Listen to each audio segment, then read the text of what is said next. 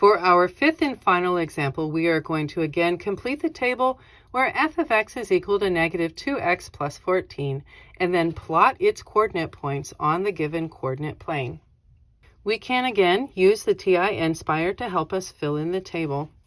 Starting at the home screen, let's click on the graphing icon.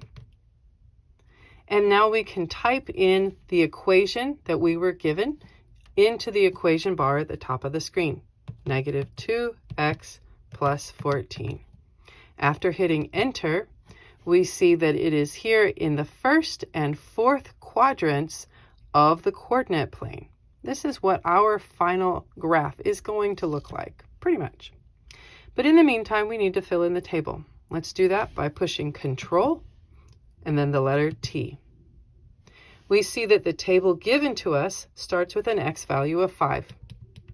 Let's go down to it. We find that its corresponding y value is 4.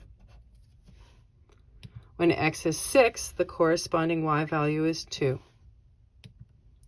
7 has a corresponding y value of 0. 8 has a corresponding y value of negative 2. And finally, 10 has a corresponding y value of negative 6. Let's go plot our points. We know that all of our points are x and then y, with the x values that are negative moving left and the positive moving right, with the y values that are negative moving down and positive moving up. This graph is displaying all of the possible quadrants and values of x and y. Thus, the x-axis is here in the center, and the y-axis is also vertically in the center. Let's go plot our points. The first row, 5, 4, both values are positive. So x of 5 will move to the right. 4 is positive, it will move up, and we will plot that point.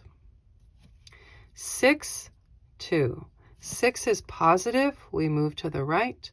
2 is positive, we move up. 7, 0. We move to the right 7, and then we don't move up or down at all. It's on the 0. 8, negative 2. Here's a negative value. We move to the right 8, but down 2. And finally, we have 10, negative 6. So we move to the right 10, and then we go down to negative 6. Now that all 5 of our rows, all 5 of our points have been plotted, let's get out our ruler and connect the points together. Always extending your points before and after where they start and stop, so that we can show that our line continues on in both directions infinitely. And we can see in this particular graph that we have created that it matches the one on the coordinate plane really nicely. So we see that the one on the calculator was here in the first and fourth quadrants, and the one that we drew is also in the first and fourth quadrants. We have the same slant occurring, so it's nice when things agree. That just helps us know that we've done things well and we've done them correctly. So there you go.